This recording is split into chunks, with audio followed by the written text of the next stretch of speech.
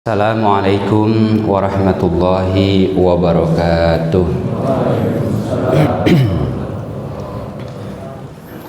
Alhamdulillahi rabbil alamin alladzi hadana lil iman wal islam wa khassana bi syariati Muhammadin khairil anam.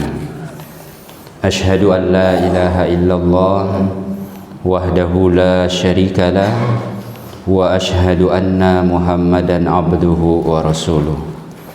Allahumma salli ala Muhammadin wa ala alihi wa sahbihi ajma'in, amma ba'du. Alhamdulillah, Bapak Ibu kaum muslimin dan muslimat jamaah subuh Masjid Taqwa yang dimuliakan oleh Allah. Alhamdulillah, kita bersyukur di pagi hari ini semuanya dalam keadaan sehat walafiat. Mudah-mudahan nikmat itu tetap langgeng dan disempurnakan bersama nikmat iman dan Islam. Tidak lupa mari kita bersolawat untuk Nabi kita Muhammad sallallahu alaihi wasallam, Nabi yang telah diutus ke tengah-tengah kita umat manusia menyampaikan agama yang hak, yaitu agama Islam. Bapak Ibu yang dimuliakan oleh Allah, sedianya pagi hari ini kita melanjutkan pengajian kita pada ayat 67 surat Ali Imran. Tetapi rupa-rupanya qadarullah catatan tidak terbawa. Ya, mungkin istri saya tadi salah paham ya. Ini yang dimasukkan buku malah. Buku ini Bapak Ibu berisi materi pengajian kita yang sudah lampau, ayat 1 sampai ayat 60 di buku ini.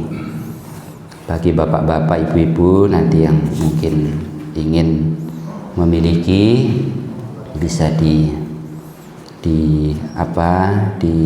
diganti ongkos cetaknya saja. Nanti bisa diambil, bayarnya kapan saja ya. Selama masih 2025. Ini saya membawa 4. Karena itu ya mohon maaf sekaligus mohon izin, nanti jilid 2-nya insya Allah juga terbit dari 61 sampai, nanti kita lihat kalau terlalu panjang ya cukup sampai 100, kalau masih memungkinkan sampai 120. Jadi rencananya Ali Imran ini akan terdiri atas 3 buku, 1 sampai 60, 61 sampai 120, dan jilid 3-nya 121 sampai ayat terakhir, ayat 200. Baik Bapak Ibu yang berbahagia, mari kita bernostalgia kalau begitu ya. Dulu pengajian kita diawali di ayat pertama di surat Ali Imran. Kalau panjenengan masih ingat ya, dulu kita ada tema yaitu trilogi Asmaul Husna. Mengapa disebut trilogi? Karena di awal-awal surat Ali Imran ini, kalau ayat pertamanya kan diawali dengan huruf muqatta'ah, alif, lam, mim. Nah, masuk ayat keduanya. Di ayat kedua itulah kemudian ditampilkan selain lafaz Allah, bersama lafaz Allah itu ada 3 Asmaul Husna yang lain. Maka disebut dengan trilogi Asmaul Husna. Baik, kita mulai. A'udzu billahi minasyaitonir rajim. Bismillahirrahmanirrahim. Alif lam mim. Ayat pertama, ayat kedua, Allahu la ilaha illa huwal hayyul qayyum. Ya. Sebelum kita menjelaskan trilogi Asmaul Husna itu, tentu menarik juga kita awali dengan huruf muqatta'ah tadi. Ulama-ulama tafsir itu terbagi menjadi dua dalam memahami huruf-huruf yang ada di awal surat-surat dalam Al-Quran, meskipun tidak semua, hanya beberapa saja. Ada alif lam mim ra, alif lam mim shad, ada yang dua huruf toha, yasin, bahkan ada yang satu huruf nun, qaf, shad. Nah, kelompok yang pertama beranggapan bahwa sebetulnya huruf-huruf yang hanya 1, 2, 3, 4, bahkan 5, kaf, ha, ya, ain, shad, itu sebetulnya satu kata. Tapi dalam bahasa Arab itu tidak bisa disebut satu kata. Mengapa? Tidak bisa di-i'rab. Kalau alima jelas, Fatihah jelas, akala jelas, tapi ini semua huruf yang berdiri sendiri, maka itu tidak ada artinya. Wallahu a'lamu bimuradifi. Tapi ada juga pandangan yang kedua, memahami bahwa sebetulnya semua yang ada di dalam Quran itu punya makna. Dan saya juga kayaknya ya sependapat dengan yang kedua ini. Mengapa? Karena ya namanya kitab hudan, petunjuk, mestilah semua bagian-bagiannya punya makna. Quran itu Bapak Ibu, jangankan huruf, harokatnya saja itu punya makna. Misalnya saja di surat Al-Maidah misalnya, terutama ayat 6. Di ayat 6 itu kan ada ayat tentang cara atau petunjuk bersuci. Di antaranya berwudu, di situ juga ada tayamum. Ya ayyuhalladzina amanu idza kumtum ilas salati faghsilu wujuhakum wa aydiyakum ilal marafiqi wamsahu bi ru'usikum. Lanjutannya apa, Pak? Wamsahu bi ru'usikum. Wa arjulakum bisa, wa arjulikum juga bisa, tapi maknanya berbeda. Jadi jangankan huruf, harokat saja itu punya makna. Kalau Quran ya, kalau Quran.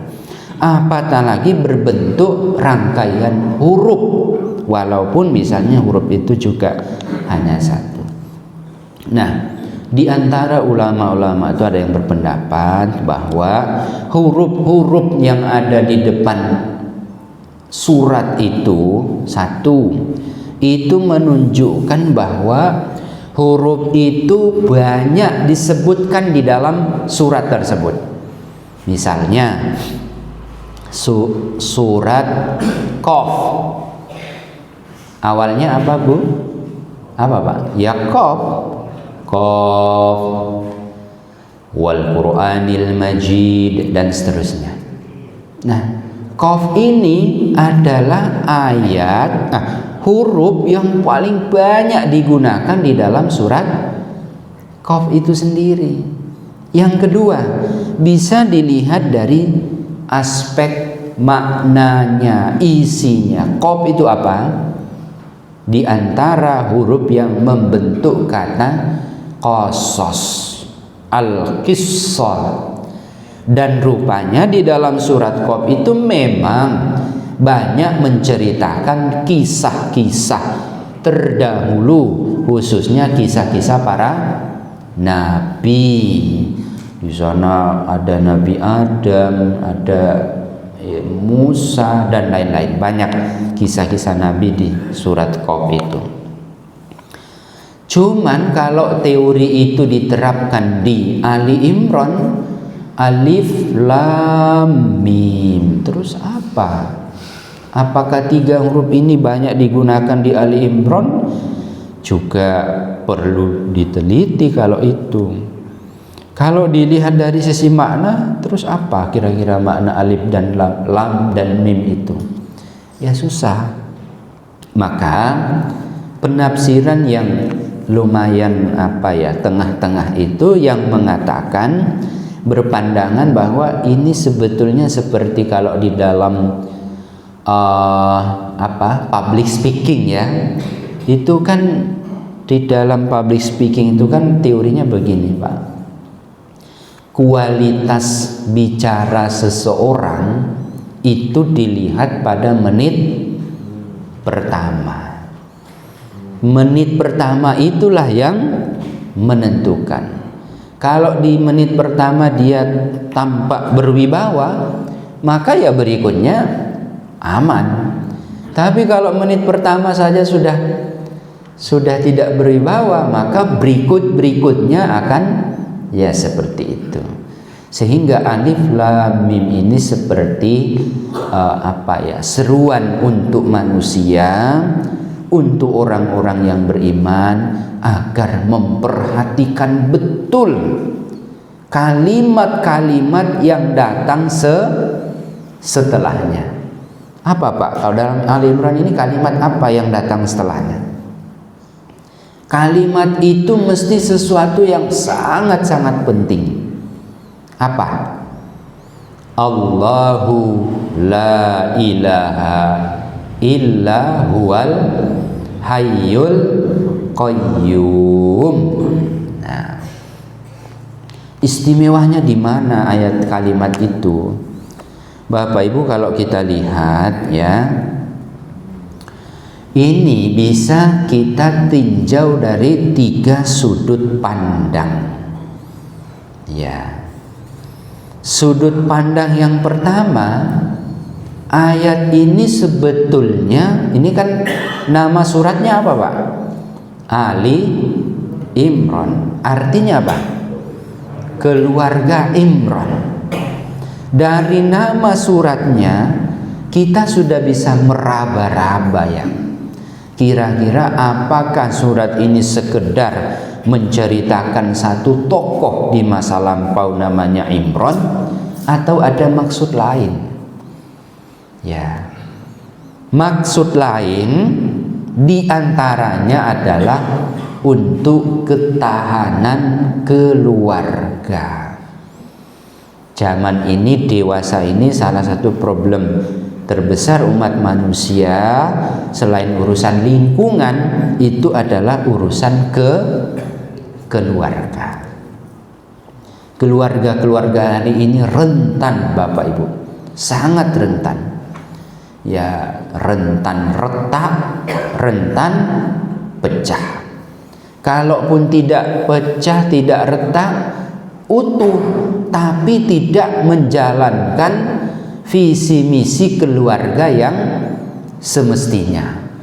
Ya, jadi hanya diikat oleh ikatan nasab, ikatan darah, tidak punya nilai juang. Itulah problem-problem keluarga yang akan kita hadapi di masa modern ini. Datanglah ayat ini sebagai ayat pembuka di surat Ali Imran. Allah kita semua tahu ya. Berikutnya adalah kita mulai dari Al-Ilah. Jadi Al-Ilah, Al-Hayyu, Al-Qayyum. Al-Ilah itu apa maknanya? Apa Pak? Al-Ilah, sesuatu yang disembah. Berarti kalau kita bahasakan ke dalam bahasa sekarang, yang mudah, yang gampang, apa tuh Pak? Spiritualitas. Bahasa agamanya adalah iman. Keluarga itu harus dijalankan, harus berdiri di atas landasan-landasan spiritual, iman. Ini modal dasar, modal pokok. Keluarga itu ikatannya adalah ikatan iman, bukan sekedar ikatan nasab. Ya, kalau ikatan nasab saja ya mungkin visinya tidak ukhrawi, duniawi sudah cukup. Tapi ini kita bicara soal duniawi dan ukhrawi. Yang kedua adalah al-hayyu. Apa al-hayyu itu? Kalau artinya apa Pak al-hayyu? Maha hidup. Ya. Kalau dibawa ke dalam konteks keluarga apa kira-kira? Keluarga yang bisa eksis. Ya. Bisa eksis. Tercukupi semua kebutuhan dasarnya. Kebutuhan dasar di era sekarang ini, kalau tarji itu ada 5 Pak. Sandang, pangan. Sandang ini kan pakaian ya. Tapi pakaian sekarang itu tidak lagi sekedar kain yang kita pakai Pak. Kendaraan itu juga bisa masuk sandang. Ya, karena dia casing. Pakaian itu kan semua bentuk casing. Ya, baju, kain, kendaraan. Yang kedua, papan, tempat tinggal. Yang ketiga, sandang pangan. Yang kedua adalah makan minum, logistik. Yang ketiga, papan, tempat tinggal. Yang keempat, pendidikan. Betul Pak, nanti yang kelima kesehatan. Jadi hari ini Pak, kalau salah satu tidak kita punyai dalam pandangan tarji loh ya, berarti kita belum memenuhi kebutuhan dasar. Nah, jadi zaman berubah, kebutuhan juga berkembang. Jadi tidak ada Pak yang tetap di dunia, tidak ada. Semua akan berubah pelan-pelan. Dulu saja kita ada satu kosakata, kan banyak Pak, tapi yang paling saya ingati kosakata jumawa. Jumawa itu apa Pak? Sombong. Sekarang masih dipakai Pak? Tidak lagi Pak. Tapi kita yang usia 40 tahun ke atas itu tahu betul, dulu ada kata namanya jumawa, hilang Pak. Sudah berganti dengan apa Pak? Ya apa istilah-istilah baru, baper, apa yang orang tua kita dulu tidak apa ya baper tuh. Tapi sekarang ada Pak, dan kita semua tahu artinya. Nah Bapak Ibu yang berbahagia, itulah. Jadi di ayat kedua ini sudah to the point sekali. Allah itu menjadi landasan kita semua, menjadi apa ya, awal dan akhir. Untuk membina keluarga juga tentu kita bagian dari menjalankan perintah Allah. Caranya apa? Agar keluarga-keluarga kita ini sesuai dengan yang dikehendaki oleh Allah. Satu, secara filosofisnya adalah al-ilah, spiritualitas, iman. Yang kedua adalah al-hayyu, maha hidup. Kalau dinisbatkan kepada Allah ya maha hidup. Tapi kalau dalam konteks keluarga ya menciptakan keluarga yang eksis. Bisa sekolah, bisa jangan sehari makan hanya sore ya Allah. Kalau ada di manusia yang seperti itu makan, bukan puasa loh Pak, memang tidak ada yang dimakan, yaitu ya betul-betul kebutuhan dasarnya tidak terpenuhi, tidak bisa sekolah, aduh ya memang begitu. Yang ketiga adalah al-qayyum. Al-qayyum itu dia satu akar kata dengan qiyam. Kalau Allah itu al-qayyum artinya maha apa Pak? Al-Qayyum maha berdiri sendiri, tidak butuh kepada makhluknya. Tapi kalau dibawa ke dalam konteks keluarga, Al-Qiyam, Qiyam itu artinya keluarga yang mandiri, tidak bergantung pada belas kasih orang lain.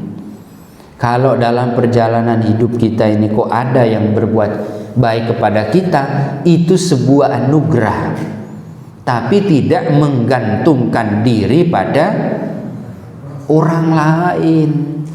Harus bekerja, ya urusan di antara kita sesama manusia itu ada ta'awun, tolong menolong, itu ya bagian dari rukun hidup. Tetapi secara secara mendasar ya kita tidak boleh menggantungkan hidup kita pada orang. Yang penting itu lahir, urusan rezeki yes nanti ya ndak bisa lagi Pak. Sekarang itu punya anak kita harus sudah mikir-mikir, sudah harus mempertimbangkan pendidikan, kesehatan. Kalau zaman dulu mungkin masih ya, yang penting lahir, urusan nanti bisa sekolah, bisa makan, saudaranya banyak. Ndak kan pasti saudara-saudaranya tidak akan membiarkan dia. Kalau tidak bisa, hari ini prinsip itu sudah tidak berlaku lagi. Ya. Jadi Bapak Ibu yang berbahagia, maka harta itu diantara namanya selain al-malu, ya, dia juga bisa bermakna al-qiyam. Al-qiyam itu apa?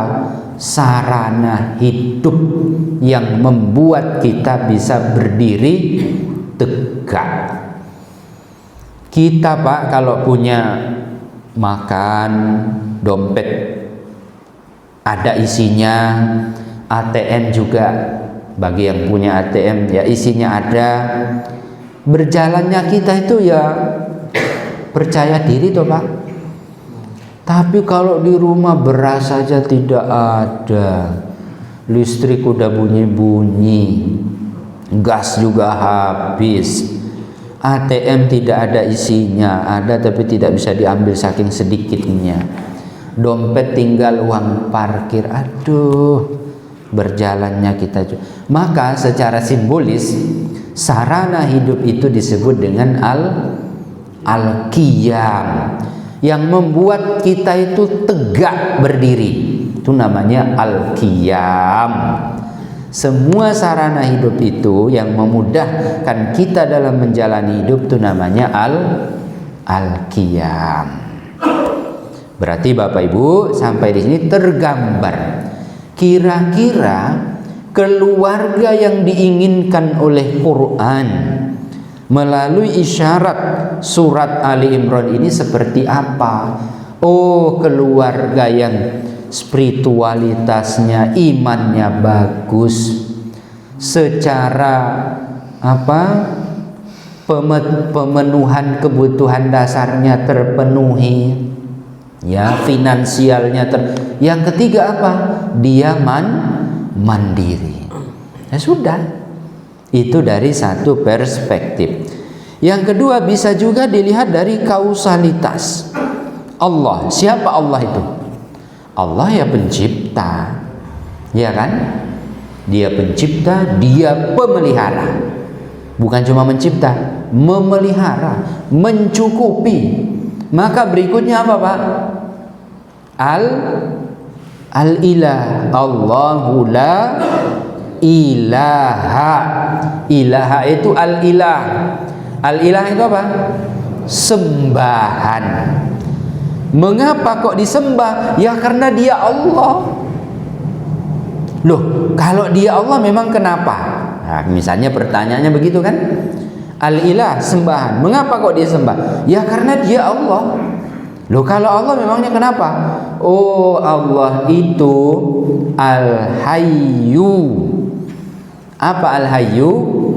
Maha hidup, dan tidak sekedar maha hidup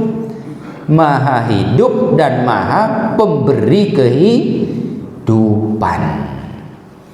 Bahkan tidak cuma memberi hidup, apalagi Pak berikutnya, al-qayyum, maha mengurusi semua makhluk hidup. Atas dasar itulah maka rentetan kata demi kata dalam ayat itu sangat serasi. Allahu la ilaha illa huwal hayyul qayyum. Jadi ada Pak hikmahnya istri saya tuh salah memasukkan ya. Sebab kalau nggak salah memasukkan ya kita nggak akan membahas ini lagi. Karena bagi saya sudah selesai. Padahal belum tentu juga kita masih ingat, ya toh Pak? Kalau nggak ada YouTube kayak gini kita nggak bisa ingat. Jangankan panjenengan, saya saja barangkali kalau tidak ada Pak Asrul ayat 58. Apa ya kemarin itu ya? Apalagi yang mendengar. Yang nulis saja belum tentu ingat kok. Nah sekarang ini betul-betul menjadi senjata saya sekarang ini bukunya. Kalau di dada saya sudah tidak takut sekarang, makanya saya bawa kemana-mana. Kemarin di dada itu dosen UIN berhalangan.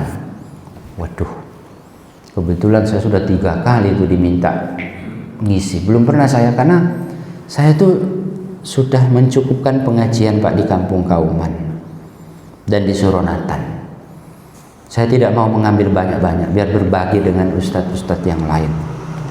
Nah, kecuali satu di Jenderal Sudirman, itu saja. Jadi di luar Kauman Suronatan itu cuma satu yang rutin. Nah ini karena sudah 3 kali minta saya. Begitu saya jawab insya Allah, ditanya terus judulnya apa, judulnya apa. Ya sebenarnya maunya saya itu iya dulu, urusan apa ya nanti sambil mikir, sambil, karena diminta terus ya sudah saya, ya sudah judulnya ini saja. Nah, jadi buku ini betul-betul membantu. Jadi panjenengan nanti yang bisa memiliki ini, ya mohon juga kalau panjenengan adalah ustadz dan setuju isinya dipakai Pak pengajian di tempat lain, monggo. Ini halal untuk ditiru gitu ya. Karena ilmu tuh kalau sudah ditulis itu ya itu sudah halal. Tapi kemarin di tahun 2023 atau berapa ya, saya mengikuti pertemuan para calon mufasir. Di antara beliau itu ada yang menjelaskan makna dari surat Ali Imran ayat 14 di Malang waktu itu. Tapi beliau ini ya yang disampaikan itu persis dengan yang saya tulis di sini, tapi belum dalam bentuk buku, masih dalam bentuk YouTube ya, YouTube-nya Jenderal Sudirman. Tapi kok Bapak itu seolah-olah itu pikirannya dia, tidak mengatakan saya mendengar atau saya namanya nggak usah dikutip lah. Yang penting saya mendengar pengajian. Oh, saya sudah ngerti bahwa yang dimaksud itu 90% saya. Karena menafsirkan surat Ali Imran ayat 14 itu seperti yang ada dalam buku ini hampir ya memang tidak ada ya di dalam kitab-kitab tafsir yang lampau, yang klasik itu tidak ada. Jadi ini penyesuaian terhadap kondisi zaman modern. Terus, wah kalau saya tidak menulis buku ini, semua yang ada di kepala saya nanti dikutip orang tanpa menyebut bahwa itu juga dia cuma mendengar. Nah begitu ditulis maka ini saya punya hak paten. Jadi kalau ada yang meniru-niru ya enggak apa-apa, tapi nyebutkan gitu loh, saya membaca sebuah buku. Jadi tidak kok seolah-olah itu hasil pemikirannya, hasil perenungannya, tidak boleh. Kita tetap menghargai mereka yang menjadi wasilah dari sebuah ilmu pengetahuan. Jadi sudah berapa Pak? 2 ya. Satu aspek ketahanan keluarga, yang kedua dari hubungan kausalitas penyembahan, yang ketiga adalah kandungan surat Ali Imran itu sendiri. Jadi setelah kita membaca surat Ali Imran ini secara utuh, terdapat banyak tema kecil dalam surat Ali Imran ini. Di antaranya adalah menceritakan kitab-kitab sebelum Al-Quran. Di sana ada kitab yang diturunkan kepada Nabiullah Musa alaihissalam, ada kitab yang diturunkan kepada Nabiullah Isa alaihissalam. Juga kandungannya adalah pengaruh harta benda pada kehidupan manusia. Sikap-sikap umat terdahulu yang memberikan perlawanan terhadap nabi-nabinya, bukti kekuasaan Allah, sikap Yahudi, sikap ahlul kitab terhadap kaum muslimin, dan yang paling masyhur karena dia diambil menjadi nama surat, menceritakan tentang keluarga Imran. Bapak Ibu yang berbahagia, ayat kedua ini sangat serasi dengan tema-tema yang tadi sudah kita sebutkan itu. Jawaban atas semua pertanyaan tentang Tuhan, sebagaimana yang sering dipertanyakan oleh Yahudi, ya, itu bermuara pada Al-Ilah. Siapa Al-Ilah? Dia yang maha berhak untuk disembah. Sehingga para orang tua dapat meneladani Allah sebagai Al-Hayyu dalam menjalankan nahkoda rumah tangganya. Bapak Ibu yang berbahagia, terakhir ini kita singkat saja. Penekanannya 3 asma Allah tersebut mencerminkan hubungan universal antara Tuhan dan makhluknya. Hanya zat yang mampu berada di posisi Al-Ilah saja yang mampu untuk Al-Hayyu sekaligus Al-Hayyum. Dan artinya apa? Atau konsekuensinya apa? Tidak semua yang mampu berada di level itu. Tidak. Satu-satunya yang bisa sebagai Al-Ilah, Al-Hayyu dan Al-Qayyum sekaligus itu hanya Allah saja. Karena hanya Dia yang bisa begitu, ya hanya Dia saja yang berhak untuk disembah, lainnya tidak. Bapak Ibu yang berbahagia, saya kira demikian ya, karena sudah siang. Mohon maaf atas segala kekurangan. Kita akhiri dengan bacaan hamdalah. Alhamdulillahirabbil alamin. Terima kasih semuanya. Assalamualaikum warahmatullahi wabarakatuh.